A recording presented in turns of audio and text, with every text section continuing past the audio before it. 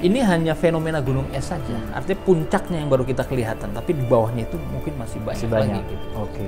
Karena kebetulan saya juga pernah dulu melakukan aksi begitu ya, untuk kemudian meminta transparansi kepada beberapa lembaga zakat yang pada tahun 2014 itu tidak punya izin, Mas Fikri.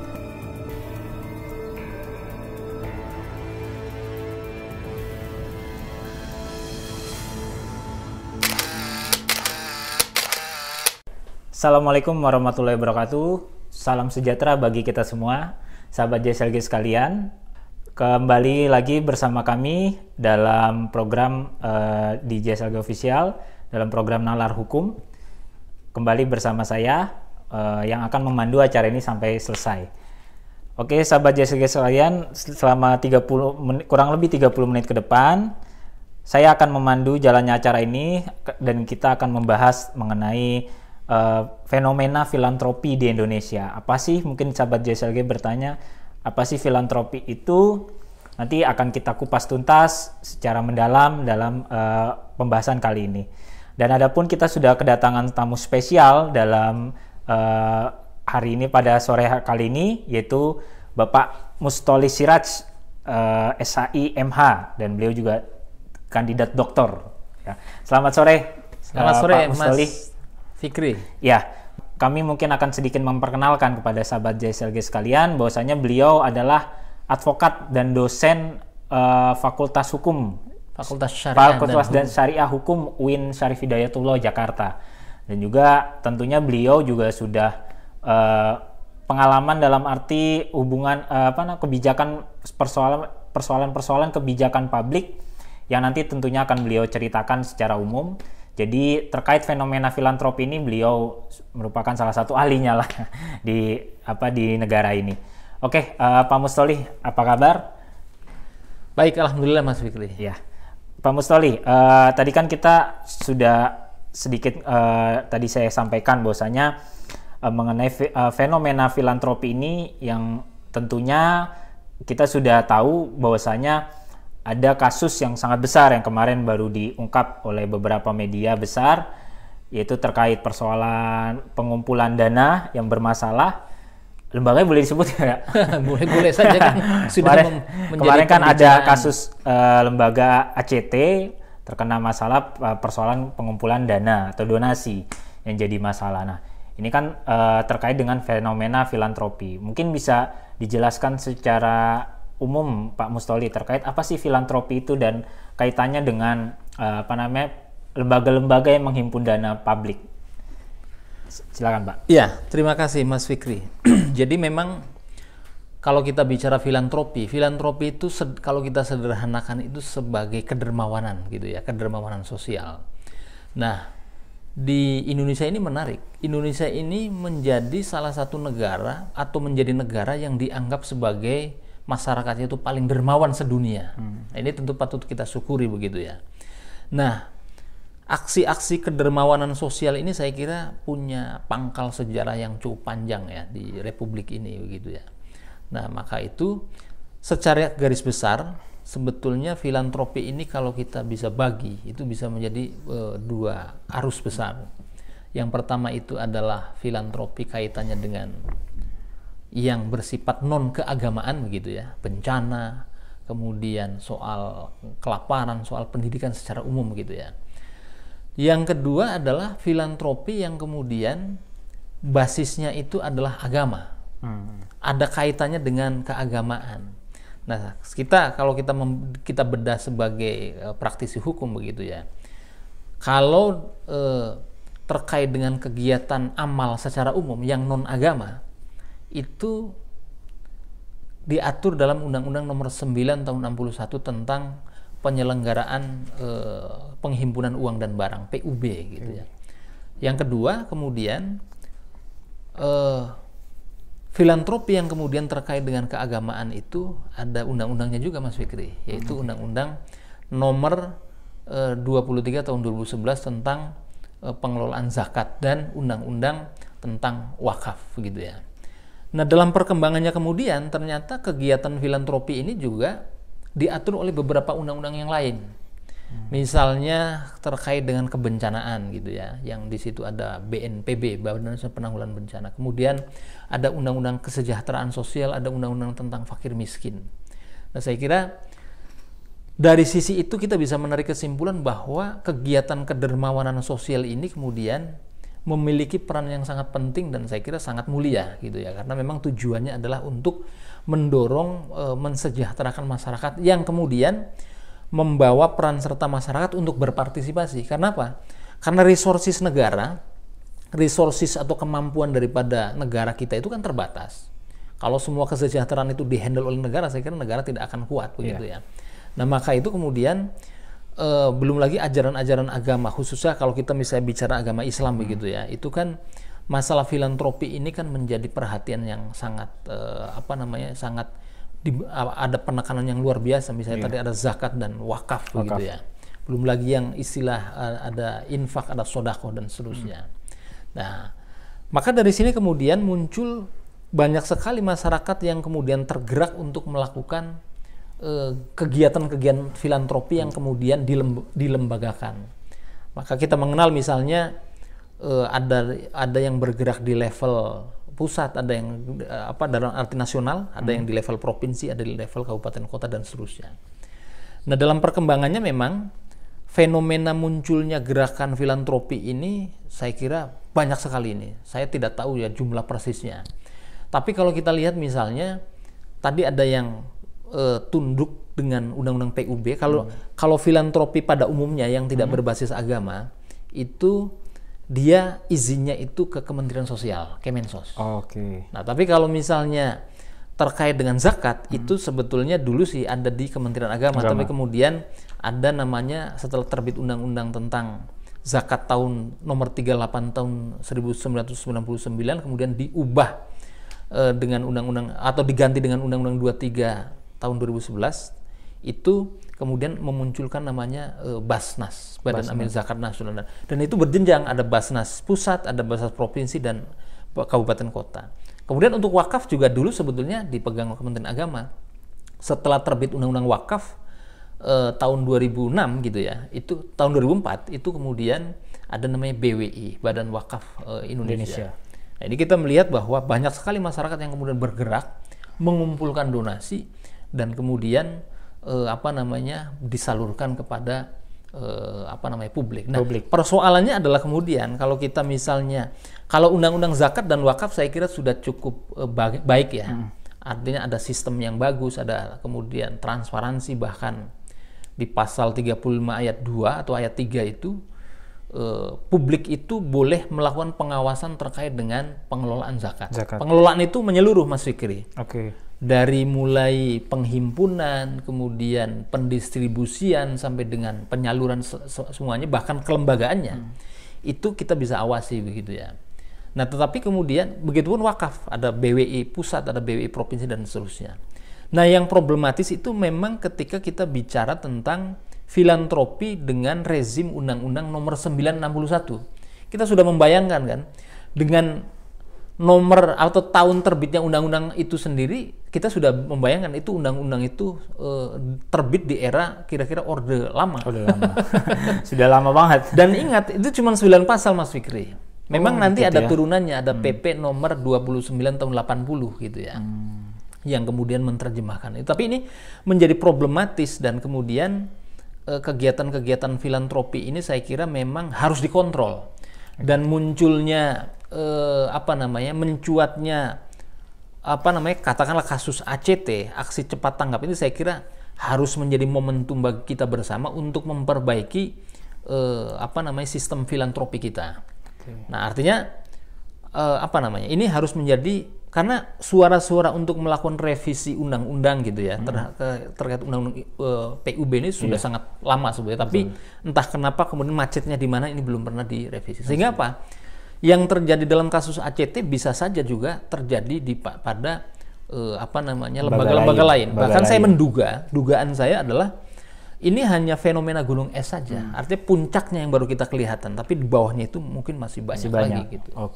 Karena kebetulan saya juga pernah dulu melakukan aksi begitu ya, untuk kemudian meminta transparansi kepada beberapa lembaga zakat yang pada tahun 2014 itu tidak punya izin, Mas Fikri. Oh, banyak yang tidak punya izin gitu ya. Betul. Secara ini kelembagaan. Jadi saya waktu tahun 2014 itu sendiri, tidak sebagai advokat, itu pernah meminta transparansi kepada 5 lembaga zakat. Salah satunya adalah ACT waktu tahun 2014. Terhadap lembaga-lembaga yang tidak punya izin sebagai pengelola zakat waktu itu. Dan memang terbukti. Akhirnya kita sidang dan sengketanya sampai di Komisi Informasi Pusat. Oh, Mas Fikri. Dan ada salah satu yang menarik waktu itu adalah pimpinan salah satu lembaga filantropi nasional itu, saya sempat lakukan somasi karena dia mengangkat anak kandungnya sebagai staf khususnya. Oh, konflik of interest ya. Ya, tentu itu konflik interest. Nah, maksud saya lembaga filantropi itu baik, kegiatan filantropi itu mulia, tetapi kemudian jangan sampai kemudian kepercayaan yang diberikan oleh publik memberikan donasi dengan berbagai bentuk ya, bisa kemudian uang, bisa kemudian barang, atau bisa dengan cara itu kemudian jangan sampai tidak boleh disalahgunakan. Nah, problemnya memang kemudian dalam hal undang-undang PUB ini, karena tadi undang-undangnya itu cuma 9 pasal begitu ya, dan lahir di tahun Orde Lama begitu ya. Itu saya kira perlu ada banyak penataan, misalnya bagaimana siapa sesungguhnya yang kemudian boleh menghimpun dana publik gitu ya. Karena dalam undang-undang PUB itu disebutkan bahwa yang berhak mengumpulkan dana publik itu adalah organisasi. Nah, kita di situ tidak dijelaskan apakah organisasinya itu organisasi nirlaba seperti yayasan, atau kemudian ormas misalnya begitu ya, atau kemudian bisa siapa saja, karena dalam prakteknya sesungguhnya ada juga PT yang kemudian perseroan terbatas maksudnya, yang kemudian juga mengumpulkan donasi itu. Nah, ini saya yang protes ini terkait dengan, termasuk saya yang keberatan ketika kemudian PT perseroan terbatas kemudian menghimpun dana donasi filantropi atau minta sumbangan lah kasarnya. Nah, terkait ini juga saya punya pengalaman, Mas Fikri. Oh gitu, bisa diceritakan Pak Mustoli? Ini dulu ada, saya tidak usah sebutkan produknya ya, tapi saya kira hampir semua orang tahu. Misalnya terkait ada salah satu perusahaan besar raksasa begitu ya, yang kemudian memungut donasi dengan cara dari atas nama uang kembalian begitu ya. Itu jumlahnya miliaran yang terkumpul. Nah, waktu itu saya kemudian tergerak setelah tadi 5 lembaga zakat itu saya sengketakan ke KIP. Nah, ini perusahaan ini juga kita kita tanya. Oh, bentuknya perusahaan bukan yayasan. PT, ini PT Mas Fikri. Akhirnya saya waktu itu menggunakan Undang-Undang Nomor 14 Tahun 2008 tentang keterbukaan informasi publik. Karena ketika ada orang, lembaga atau badan atau organisasi yang menerima uang dari publik, baik sebagian maupun seluruhnya, atau yang menerima uang dari APBN atau APBD baik sebagian atau seluruhnya, itu disebut sebagai badan hukum publik. Konsekuensinya apa? Publik boleh meminta transparansi, meminta keterbukaan gitu ya. Nah, saya pakai undang-undang itu. Saya bilang, mana? Apakah Anda punya izin? Apakah Anda kemana uangnya disalurkan gitu ya? Kemana kemudian siapa saja penerima manfaatnya dan untuk apa? Mana laporan auditnya? Ada 11 item yang saya minta, Pak Mas Fikri.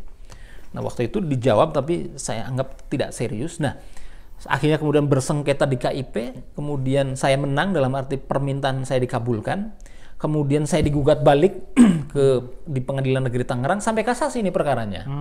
Begitu ya. Waktu ini tahun 2016-2017. Nah, salah satu perdebatan yang muncul di situ adalah saya bilang, Anda ini kan perseroan terbatas, berarti kan tunduk pada Undang-Undang Nomor 40 tahun 2007 tentang perseroan terbatas. Di mana dalam anggaran dasar dan anggaran rumah tangga, sebuah PT pasti adalah profit oriented, nyari untung, benar ya, Mas Fikri? Kenapa Anda minta sumbangan? Nah, memang ternyata setelah saya telusuri, perusahaan ini mendapatkan izin dari Kementerian Sosial untuk menghimpun dana. Nah, ini saya nggak habis pikir, kenapa kemudian ini diberikan izin? Seharusnya menurut saya seharusnya adalah yang diberikan izin itu adalah mereka yang berbasis yayasan. Karena yayasan kan non-profit oriented betul, gitu ya. Betul. Dan memang dalam Undang-Undang Yayasan, Undang-Undang 16 tahun 2004 itu jelas bahwa yayasan itu kan nirlaba gitu ya. Nah ini yang kemudian saya kira ini kurang tepat kalau misalnya sebuah PT kemudian, apalagi perusahaan ini perusahaan TBK. Wow. Harus benar-benar transparansi ini ya ke publik. Akhirnya kemudian singkat cerita saya menang lah, karena menang dalam arti bahwa perusahaan tersebut harus, waktu itu debatnya salah satunya, loh kami itu kan perusahaan, tetapi kami tidak berhak memberikan, kami tidak punya kewenangan untuk memberikan data kepada Anda. Kita bisa memberikan kepada shareholder misalnya, pemegang saham atau kemudian investor kita. Saya bilang, loh, karena Anda mengumpulan uang dari publik, maka Anda wajib memberikan uangnya itu kemana, dan miliaran uangnya itu, Mas Fikri. Nah ini yang kemudian saya kira niat daripada filantropi, saya juga menduga bahwa niat dia baik, niat PT perusahaan ini untuk membantu itu baik lah. Tetapi saya kira niat baik saja tidak cukup. Perlu harus ada juga aksi bahwa mereka juga bertanggung jawab dan untuk apa begitu ya. Harus transparan. Harus transparan juga. Nah, maka saya kira hal-hal seperti ini yang kemudian di masa mendatang itu kemudian perlu ditata. Artinya masyarakat kan terutama ketika terjadi bencana, Mas Fikri, itu kan masyarakat kita itu begitu dermawannya, begitu ya, berlomba-lomba untuk menyalurkan bantuan kepada mereka yang kena korban, gitu ya. Nah ini yang kemudian saya kira perlu di Undang-Undang PUB ini harus direvisi. Undang-Undang PUB ini harus disempurnakan dan kemudian jelas siapa yang, kenapa? Kalau Undang-Undang Zakat, jadi misalnya saya mau mendirikan lembaga zakat, Mas Fikri, harus ada rekomendasi, dia sudah jelas kalau di zakat itu syarat untuk menjadi lembaga amil zakat las swasta gitu ya, kan ada las swasta, ada lembaga amil zakat swasta, ada lembaga amil zakat yang pemerintah. Kalau pemerintah itu Basnas gitu, ada Basnas pusat, provinsi dan kabupaten kota, yang itu pemerintah, plat merah lah. Kalau yang swasta artinya didirikan oleh masyarakat itu dia syaratnya itu harus yayasan atau ormas yang berbadan hukum gitu ya. Nah kemudian ada rekomendasi apa segala macam dari nanti SK-nya itu dari Menteri Agama begitu ya. Nah kalau di situ izinnya itu berlaku sampai 5 tahun, Mas Fikri. Sampai 5 tahun. Nanti ada akreditasi, ada kemudian audit segala macam gitu evaluasi, ya. Evaluasi gitu ya. Tapi nah kalau Undang-Undang PUB, Undang-Undang nomor 9 tahun 61 itu izinnya itu 3 bulan. Singkat ya? Sangat singkat, makanya kan ini undang-undangnya lama masalahnya. Jadi mindset itu memang mindset pada tahun itu undang-undang itu diterbitkan begitu. Mungkin zaman itu lama begitu ya. Zaman sekarang cepat sekali gitu ya. Artinya kalau ada lembaga yang kemudian menyatakan diri bahwa lembaga dia itu lembaga filantropi, bukan lembaga zakat, ya kan? Maka dia ini harus membuktikan bahwa harus punya izin nggak dari Kementerian Sosial atau dinas di bawahnya. Kalau dia di level provinsi atau kabupaten kota. Berarti kalau dalam 1 tahun dia mesti harus ada 4 izin kan, per 3 bulan dia. Iya betul. Ada perpanjangannya. Ada perpanjangannya begitu, apa enggak gitu. Nah ini bisa kita cari kemudian. Memang di Undang-Undang 961 juga dia wajib bertanggung jawab kepada pemerintah, kepada Kementerian Sosial. Nah, tapi yang lain-lain misalnya bagaimana mekanisme penyaluran, berapa persen, memang kalau persentasenya mereka sudah dapat tuh, pengelola itu atau penyelenggara itu bisa dapat 10%. 10%? 10%. Ini berdasarkan aturan? Berdasarkan aturan. Undang-undang PUB itu? Di turunan daripada Undang-Undang PUB. Kalau di zakat itu kan sesuai dengan syariat Islam itu berarti 12,5%. Amil. Nah artinya di luar itu berarti adalah hak orang lain gitu ya. Hak penyelenggara atau panitia sebenarnya sudah ada. Makanya tidak boleh mengambil di luar itu begitu atau nambah penghasilannya. Itu yang kemudian kan yang sekarang menjadi pembicaraan, ada dugaan misalnya satu lembaga itu kemudian digunakan untuk diduga itu untuk kepentingan dirinya sendiri dengan meng-up gajinya yang sampai ratusan juta begitu ya. Betul. Nah, saya kira memang hal-hal itu perlu mempertimbangkan juga kepantasan. Apakah lembaga filantropi itu harus seperti itu honornya begitu, sebesar itu gitu ya. Nah, ini saya kira yang penataan yang perlu kita dorong bersama ya, sebagai wujud bahwa filantropi itu penting. Karena tadi pemerintah kita anggarannya kan terbatas, maka untuk kegiatan-kegiatan sosial, kegiatan kemasyarakatan itu perlu ada peran serta masyarakat. Dan kita hari ini memang gerakan filantropi, Mas Fikri, itu luar biasa. Misalnya level pesantren, ya kan, menghimpun zakat juga. Kemudian level yayasan-yayasan yang mungkin tidak sebesar yang sedang ramai itu di kampung-kampung, di kecamatan-kecamatan yang jauh dari keramaian ibu kota juga banyak orang-orang yang kemudian ikhlas-ikhlas menghimpun dana dan menyalurkan. Ini kan gerakan yang tidak boleh dimatikan. Jangan sampai isu yang muncul hari ini itu kemudian kita mengeneralisir semua penyelenggara filantropi itu melakukan itu. Tapi dugaan-dugaan bahwa ada pengelolaan yang mau diadopsi oleh lembaga filantropi seperti halnya yang sedang ramai dibicarakan ini bisa saja terjadi. Artinya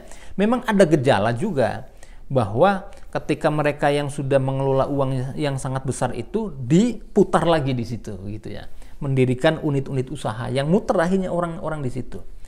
Ada juga misalnya yang ngasih masukan ke saya misalnya terkait dengan pengawasan filantropi yang besar-besar ini, bagaimana kemudian mereka mengelola atau menyelenggarakan procurement-nya, Mas Fikri. Procurement itu apa? Procurement itu pengadaan. Misalnya begini, ada satu bencana, misalnya katakanlah bencana banjir gitu ya, atau gempa bumi, atau likuifaksi, atau apalah bencana gempa biasanya.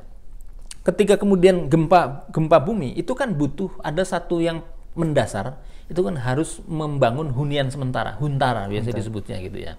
Huntara itu kan butuh infrastruktur. Nah, ketika satu lembaga filantropi X misalnya menerima dana dari berbagai macam kalangan begitu ya, dari berbagai macam lapisan masyarakat baik dalam maupun luar negeri. Nah, ini kemudian bagaimana dia mendirikan, membangun dan mendirikan huntaranya seperti apa? Kan butuh semen, kan butuh papan, butuh kayu, butuh tukang, butuh genteng. Nah ini harus ditata. Apakah kemudian lembaga filantropinya langsung tunjuk atau ada tadi procurement misalnya beauty contest? Yuk, nih kita akan membangun rumah huntara misalnya sekian ribu unit, anggarannya misalnya sekian ratus miliar. Silakan yang memenuhi kualifikasi, kita beauty contest, kita open bidding, ya kan? Nah ini perlu ditata, jangan sampai kemudian ini kemudian dijadikan bisnis lagi oleh oleh lembaga filantropi itu, misalnya dengan mendirikan PT-PT atau skoci-skoci yang terafiliasi dengan lembaganya. Ini kan akhirnya justru memperkaya atau kemudian tidak transparan dan kemudian akhirnya uangnya kan muter-muter di situ saja, sehingga terkesan kemudian ini menjadi sebuah ladang bisnis begitu ya. Ini yang kemudian saya kira perlu ditata juga. Jangan sampai ada, memang di beberapa lembaga filantropi yang besar ada sistem seperti itu sudah ada. Jadi bagaimana kemudian supaya transparan dan uang yang dikeluarkan juga tidak pemborosan, maka ada sistem procurement yang kemudian ditata. Dan yang paling penting adalah sesungguhnya adalah menyangkut soal transparansi. Nah ini transparansi ini yang kemudian tolok ukurnya tidak jelas. Sebetulnya mudah saja kalau kita misalnya merujuk pada Undang-Undang nomor nomor 8 tahun 2014 tentang keterbukaan, nomor 14 tahun 2008 tentang keterbukaan informasi publik. Itu sudah jelas. Kalau orang atau lembaga, baik itu yayasan maupun ormas, dia menerima uang dari publik atau dari APBN atau dari APBD, baik seluruhnya maupun baik sebagian maupun seluruhnya, maka dia harus punya kewajiban transparansi. Dan ketika diminta itu harus tidak boleh ada yang dikecualikan. Karena dalam undang-undang itu yang dikecualikan cuma 5. Laporan intelijen, kemudian pro justisia, penegakan hukum, data pribadi, kemudian saya lupa yang 2. Tapi di luar itu terbuka. Nah, makanya mestinya saya mengandaikan misalnya kayak perusahaan TBK. Jadi kalau ada materi-materi yang wajib ditampilkan oleh lembaga filantropi, misalnya laporan keuangan audited, kemudian RKA, rencana kerja dan anggaran, kemudian realisasi, siapa penerima manfaatnya, kemudian apalagi rapat-rapat atau kemudian kegiatan-kegiatan itu semua dipublish saja begitu ya. Nah, hari ini saya kira agak masih belum mengarah ke arah sana. Karena itu kan donasinya adalah donasi publik, maka dia punya kewajiban untuk memberikan transparansi kepada publik. Jangan sampai sekarang ini kan yang lebih menonjol adalah ketika minta sumbangan, sepanduknya di mana-mana, mau kurban ya kan, mau Ramadan atau momen-momen bencana, sepanduk bertebaran di mana-mana, permintaan donasi, siap menerima dan menyalurkan. Tetapi setelah itu kemudian ada nggak pasang spanduk, nih laporan keuangan kami yang audited, ya kan? Ada nggak? Nih laporan kami yang sudah ada seperti itu, paling cuma foto-foto 1-2 lembar ya kan, di leaflet saja. Tapi tidak misalnya tegas, misalnya ini penerimaannya sekian dan kemudian ini audit laporan keuangannya. Ini saya kira yang perlu ke depan ini perlu kita tata begitu Mas Fikri. Tapi kalau tadi yang Pak Mustoli sebutkan kan bahwasanya memang harus dilakukan publikasi terkait apa yang sudah didapat, apa yang sudah dihasilkan gitu ya. Betul. Dari donasi publik. Nah, apakah publikasi ini misalkan dari lembaga itu bilang via website udah kita publish, tapi kan nggak banyak orang yang care gitu misalkan kepada website. Apakah share di website itu udah masuk kriteria publikasi terhadap hasil penerimaan donasi itu? Mungkin ada beberapa lembaga yang menyatakan, saya sudah publikasi di website kami gitu. Kalau apakah seperti apa diperkenankan? Atau memang harus dipublikasikan melalui media atau apa gitu? Kriteria publikasi yang dimaksud gitu, Pak? Ya memang publikasi itu kan kanalnya bisa macam-macam, Mas Fikri ya. Yang pertama misalnya bisa media konvensional gitu ya, kemudian media sosial atau website juga bisa. Tapi maksud saya tidak cukup kemudian yang terjadi kan misalnya begini, misalnya bulan ini satu lembaga filantropi itu dapat uang katakanlah 60 miliar, tapi cuma ditulis aja, tapi yang kita inginkan itu adalah sampai dengan laporan keuangannya yang sudah diaudit oleh akuntan publik. Tentu pertanyaannya begini loh, Pak, kan tidak semua lembaga filantropi sebesar Dompet Duafa misalnya, tidak sebesar Rumah Zakat gitu ya, atau tidak sebesar Lazis NU gitu ya, Lazis Muhammadiyah gitu. Bagaimana dengan yang levelnya di bawah itu atau katakan yang di kampung-kampung gitu ya. Nah, tentu publikasinya kan terbatas pada sesuai dengan cakupan dia. Nah, kita hari ini tuh berbicara tentang lembaga filantropi di level nasional gitu ya. Kalau kan misalnya ada juga yang ngumpulin zakat di pada saat Idul Fitri, zakat fitrah. Apa itu harus publik? Kalau itu kan di Undang-Undang Zakat jelas, artinya cukup memberitahukan kepada kantor Kementerian Agama setempat, cukup. Tapi kalau yang lain misalnya yang jumlahnya besar itu sampai ngumpulin kurban untuk, belum lagi misalnya ngumpulin sumbangan untuk negara lain. Nah, ini problem juga kan. Makanya PPATK mulai ikut dalam menelisik yang tadi lembaga yang Mas Fikri sebutkan, yang sedang diteliti ini gitu ya. Nah, itu tentu sesuai dengan kapasitas dan kemudian cakupan regio yang kemudian ditangani oleh lembaga filantropi itu. Nah, tetapi sesungguhnya adalah mesti real time begitu ya. Dan kemudian di ujung itu ada annual report dan kemudian ada laporan akuntan publik tadi itu yang sudah audit, laporan yang sudah diaudit oleh akuntan publik itu. Yang saya kira perlu semua kan, karena muaranya kan dari situ, hulunya kan dari soal. Jadi yang kita mau itu adalah dari hulu sampai dengan hilir itu ada transparansi dan keterbukaan informasinya begitu ya. Yang kedua memang yang tidak kalah pentingnya memang juga kritisisme daripada masyarakatnya sendiri gitu ya, dari publiknya. Sebagai pendonor mestinya memang juga berhak untuk kemudian meminta informasi. Meminta seluk-beluk terkait dengan penyelenggaraan itu. Tapi memang masyarakat kita kadang-kala begini, kan ada istilah memberi tangan kanan memberi, tangan kiri tidak usah tahu. Atau kadang-kala yang sering kita tahu adalah misalnya diatasnamakan orang menyumbang itu atas hamba Allah. Betul. Nah, ini yang saya kira memang banyakan tuh. Ya, itu khas orang Indonesia lah saya kira. Tapi itu katanya kan supaya amalnya tidak kelihatan, biarlah urusan saya dengan urusan Allah saja katanya begitu. Tapi saya kira ke depan hal-hal seperti itu, soal transparansi itu juga mesti betul-betul didorong. Dan memang yang paling krusial hari ini adalah bagaimana kemudian kita bersama-sama menyuarakan kepada DPR dan pemerintah supaya undang-undang PUB ini segera direvisi, dan kemudian karena itu sudah tidak kompatibel sama sekali Mas Fikri dengan perkembangan zaman. Belum lagi kita bicara soal crowdfunding, pengumpulan uang yang menggunakan sistem digital sekarang, pakai aplikasi dan seterusnya. Belum lagi sekarang ada lembaga yang bukan lembaga filantropi, tapi dia menjadi intermediasi, katakanlah brokernya.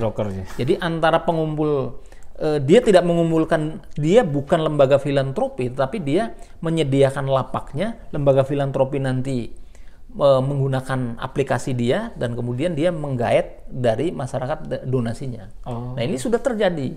Nah ini bagaimana kriteria lembaga ini?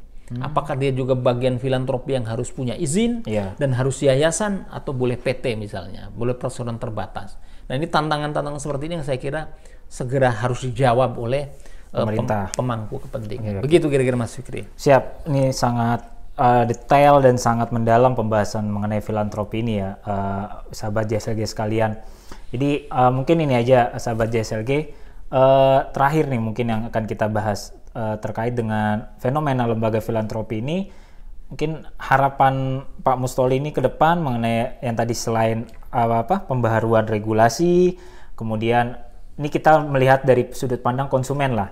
Kira-kira apa nih harapan Pak Mustoli sebagai advokat yang sering menangani kasus ini untuk melindungi para konsumen-konsumen ini, dalam arti yang ingin mencari tahu gimana sih caranya dapat transparansi ini, harus kemana, dan apa yang harus masyarakat lakukan, dan apakah filantropi ini nantinya kan yang tadi Bapak bilang kan, ini kan dermawan terkait dengan minimnya, maksudnya pemerintah juga butuh bantuan lembaga filantropi ini dalam menyalurkan donasi-donasi. Nah, apakah memang yang simpel aja, mungkin konsumen kira-kira harus kemana ketika dia mau meminta transparansi ini? Apakah harus ke KIP yang tadi Pak Mustoli sebutkan, atau bisa dengan meminta kepada langsung ke lembaganya? Kan biasanya di website ada tuh, di telepon, saya misalkan donasi, saya telepon, saya minta dong laporan keuangan yang udah saya sumbangkan, walaupun misalkan nominalnya sedikit, cuma kan punya kedudukan yang sama kan gitu. Kira-kira gimana Pak Mustoli terhadap hal konsumen lah, harus minta kemana ketika dia butuh transparansi itu? Ya, saya kira yang pertama yang mesti ditekankan adalah ketika kita mau melakukan donasi atau memberikan donasi itu, akan lebih baik kalau kita melihat dan mengetahui dulu track record daripada reputasi lembaga tersebut. Begitu ya. Ini yang sekali lagi ini yang bersifat nasional ya. Iya, betul. Yang di kampung-kampung tentu tidak di daerah gitu ya, jauh sana tentu. Ini kita berbicara di level yang penghimpunannya itu masif begitu ya, dan jumlahnya juga besar begitu ya. Itu harus dilihat dulu track record dan reputasi daripada lembaga itu. Yang kedua, kita tidak boleh permisif ketika kita menyumbang atau kemudian menjadi donatur. Itu berhak untuk meminta laporan keuangan atau annual report atau apapun yang selagi terkait dengan penyelenggaraan itu. Gitu ya. Termasuk sebetulnya minta aset aset daripada daftar aset ya, terkait dengan atau kekayaan daripada lembaga filantropi itu boleh sesungguhnya, karena tidak boleh, itu di Undang-Undang KIP itu boleh. Nah maka, dan untuk lembaga filantropi tidak boleh menolak gitu ya, minta boleh lewat surat bisa, dan ini kanal-kanal ini juga mestinya disiapkan oleh lembaga itu Mas Fikri. Misalnya lewat media sosial, lewat surat kah, lewat apa begitu ya, itu mesti disediakan harusnya, dan kemudian harus dijawab. Dan kalau tidak dijawab, kita menggunakan Undang-Undang Keterbukaan Informasi KIP, karena maksimal 7 hari kerja itu harus sudah dijawab oleh permohonan daripada donatur, bukan konsumen. Iya, donatur. Kalau konsumen itu untuk yang komersial sifatnya. Oh, ini donatur sebutannya donatur, ya, siap donatur. Tapi sebetulnya donatur maupun tidak donatur, masyarakat itu boleh meminta keterbukaan informasi Mas Fikri. Ke KIP?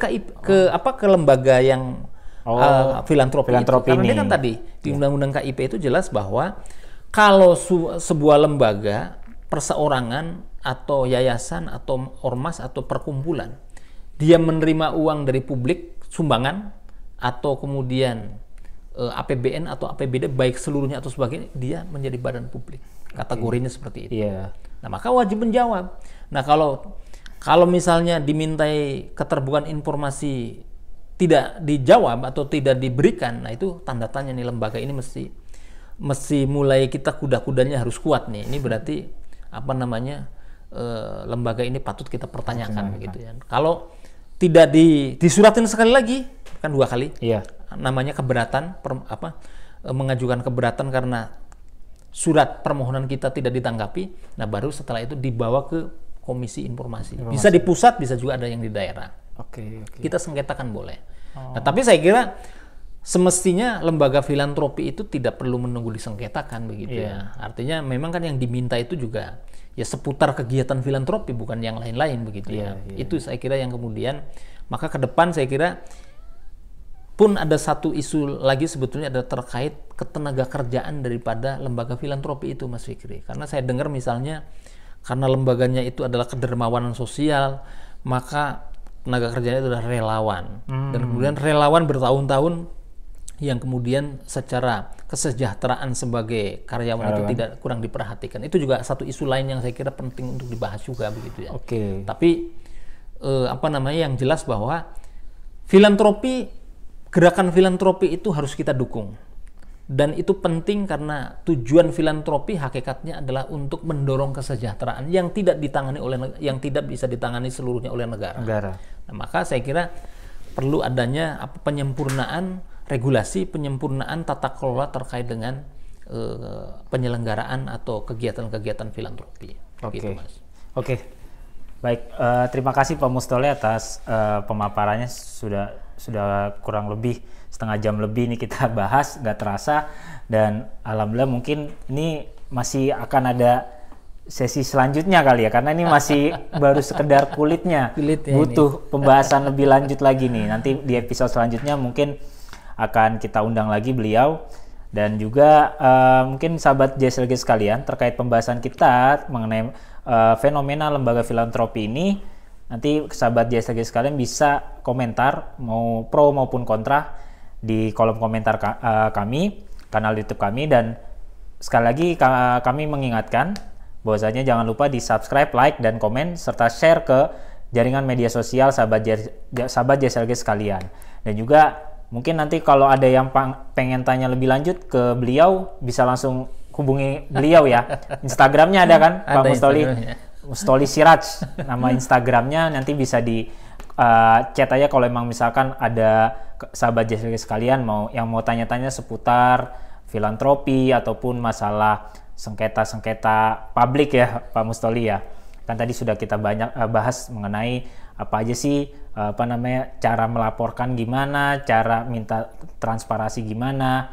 Mungkin kalau ada yang kurang jelas bisa langsung tanya ke beliau. Oke, Pak Mustoli, terima kasih banyak atas waktunya. Sama-sama, Mas Dan Fikri. tepatnya semoga sehat selalu. Salaman dulu, Pak.